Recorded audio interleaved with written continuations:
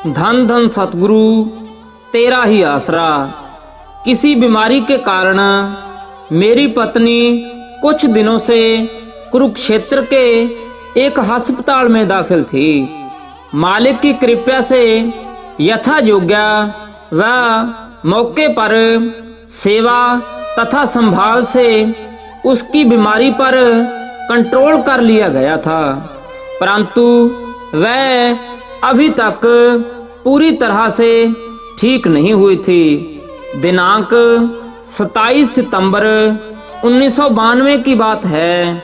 हालांकि वह पहले से कहीं ज़्यादा स्वस्थ थी तथा दूध आदि थोड़े बहुत खुराक भी लेने लगी थी, जिससे मुझे विश्वास हो गया था कि मेरी पत्नी की बीमारी ठीक हो रही है और उन्हें वहां से 1-2 दिन में छुट्टी मिल जाएगी। अचानक मेरी पत्नी को एक झटका सा लगा और मेरे देखते ही देखते वह अचेत हो गई।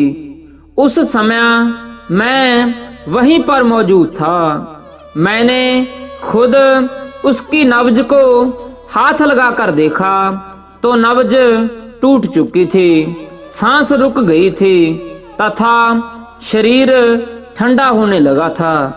मैंने तुरंत डॉक्टर को सूचित किया और जब उन्होंने जांच की तो निराशा में सिर हिलाकर कपड़े से उसका मुंह ढक दिया गया, अर्थात उनकी भाषा में मरीज चल बसा है। यह देख व सुनकर मेरे पैरों तले से जमीन खिसक गई। मालिक के हुक्म के आगे किसी का कोई जोर नहीं चलता। मैं बहुत उदास मन से वहीं सिर झुकाए बैठ गया तथा कुल मालिक के चरणों में उसे जीवन दान प्रदान करने के लिए मन ही मन अरदास करने लगा। मैं हैरान था कि अचानक ऐसा क्यों हो गया है, जबकि वह पहले से कहीं ज्यादा स्वस्थ हो गई थी।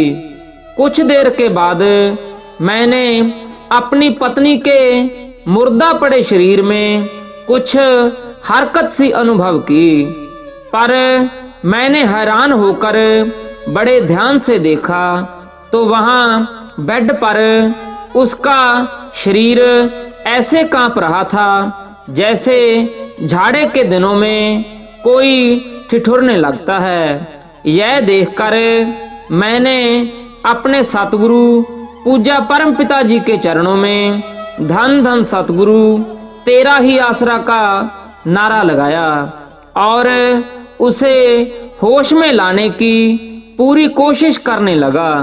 सच्चे पातशाह जी की कृपा से थोड़ी देर के बाद मेरी पत्नी पूरी तरह से होश में आ गई तथा उसके श्वास अपनी नॉर्मल गति से चलने लगे। कुल मालिक के उस अद्भुत खेल को देखकर मैंने अपने सतगुरु वाली दो जहान दातार जी का लाख लाख बार शुक्राना किया। मेरी पत्नी को तब नाम की दात प्राप्त नहीं हुई थी। मेरे पूछने पर कि तूने उस समय के दौरान अपने अंदर क्या अनुभव किया है, मेरी पत्नी ने बताया कि उसकी रूह शरीर त्याग कर सीढ़ियों के द्वारा ऊपर को चढ़ती जा रही थी। अचानक जब उसने पीछे मुड़कर देखा तो डर व घबराहट के मारे और तेजी से आगे भागने लगी। अति भयानक शक्लों वाले 2 यमदूतों को देखकर वह पसीना पसीना हो गई थी। बेशक मेरी पत्नी ने अभी नामदान प्राप्त नहीं किया था, परंतु उसने अपने घर में लगी कुल मालिक की तस्वीरों के दर्शन किए थे तथा उसने हजूर सच्चे पातशाह जी की महान हस्ती के बारे में सुन रखा था। उन यमदूतों के भय से भागती हुई वह एक बहुत ही बारीक व तंग रास्ते पर जाकर रुक गई थी। जब उसने आगे की तरफ देखा तो सामने कुल मालिक हजूर सच्चे पातशाह जी का सत्संग लगा हुआ था और वह भी संगत में जाकर बैठ गई। सत्संग की समाप्ति पर हजूर सच्चे पातशाह जी ने पूछा, बेटा तू यहाँ पर कैसे आ गई है? तो इस पर उसने बताया, यह तो पता नहीं कि मैं यहाँ कैसे पहुंची हूँ। इसके साथ उसने बाहर खड़े यमदूतों की तरफ इशारा करते हुए प्रार्थना की, महाराज जी उनसे मुझे बचा लीजिए, वे अब भी बाहर खड़े मुझे डरा रहे हैं। इस पर पूज्य सतगुरु जी ने ज्यों ही आंख उठाकर उन यमदूतों की तरफ देखा तो वे वहां से ऐसे भागे जैसे सूर्य के निकलने पर अंधेरा भागता है।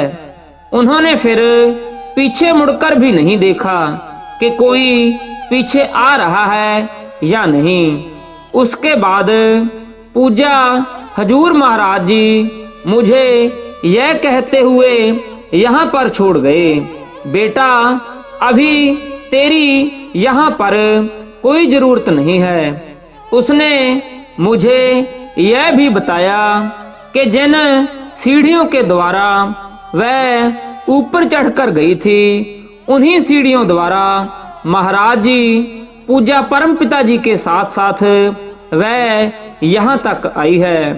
मेरी पत्नी को दोबारा जिंदा देखकर सभी हैरान थे तथा अपनी अपनी बुद्धि के अनुसार वे अपने विचार व्यक्त करने लगे। कोई कह रहा था कि इसके प्राणवायु शरीर के किसी भाग में कहीं अटक गए होंगे जो अचानक फिर चलने लग गए हैं। कोई कह रहा था कि प्राणायाम के अभ्यास द्वारा श्वासों को काफी समय तक रोका जा सकता है आदि। मैं सब कुछ सुनकर चुपचाप अपने प्राण आधार प्रीतम प्यारे समर्थ्या दाता जी का मन ही मन धन्यवाद कर रहा था कि मेहरबान सतगुरु वाली दो जहान परमपिता शाह सतनाम सिंह जी महाराज ने मेरी लाज रख ली है और एक बिना नाम वाली रूह का भी सच्चे पातशाह जी ने अपने पवित्र दर्शनों के स्पर्श से उद्धार किया है।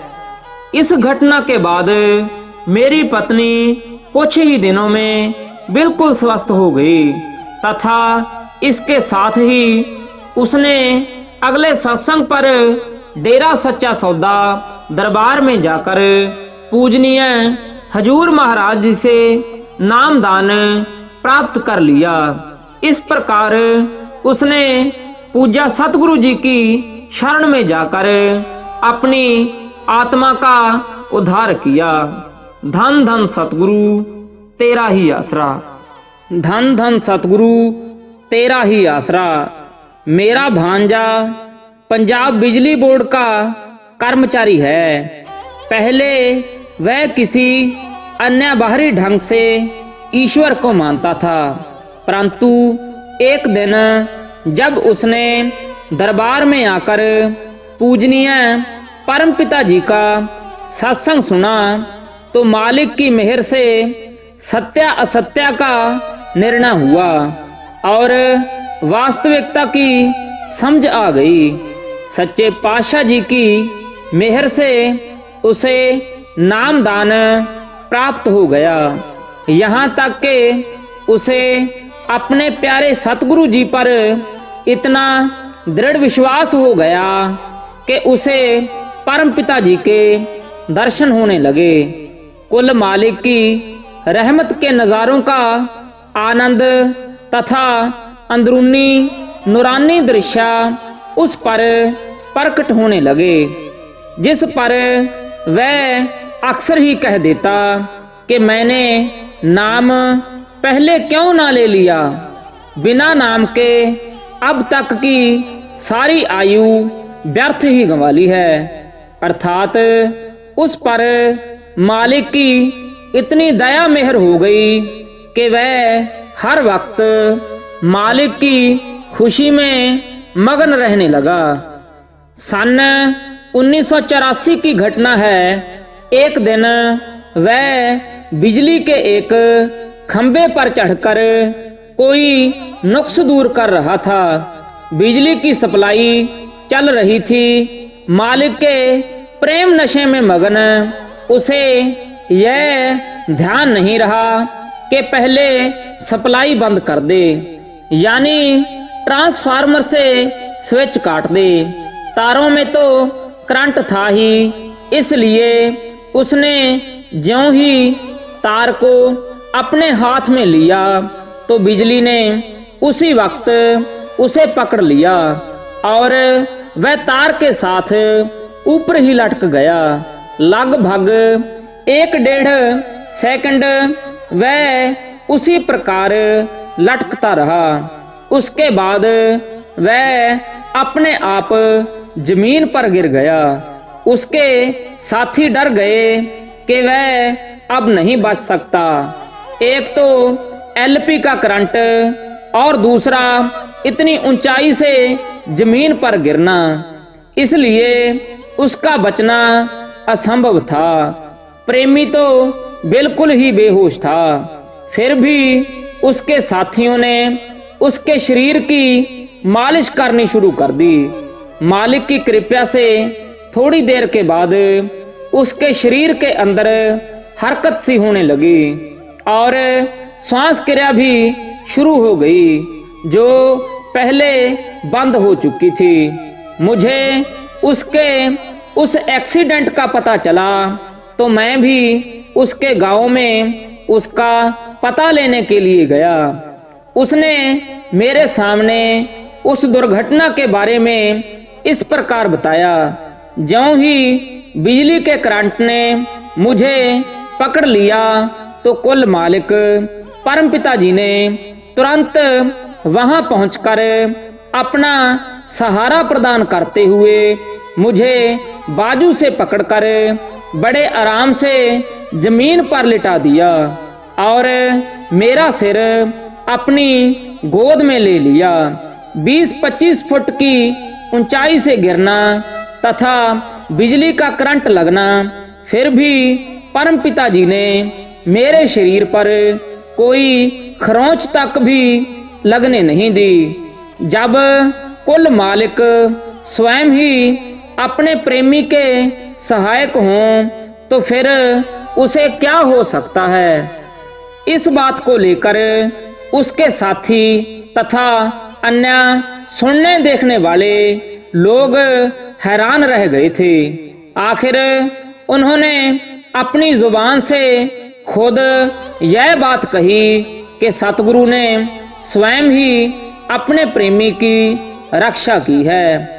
जिस जीव को अपने सतगुरु पर पूर्ण भरोसा आ जाता है तो सर्व समर्थ्या दातार जी अपने उस जीव के सदा अंग संग रहकर उसकी मदद करते हैं। प्रेमी को स्वयं भी इस बात का एहसास हो जाता है कि उसके सतगुरु परमपिता जी हमेशा अंग संग रहते हैं। धन धन सतगुरु तेरा ही आसरा।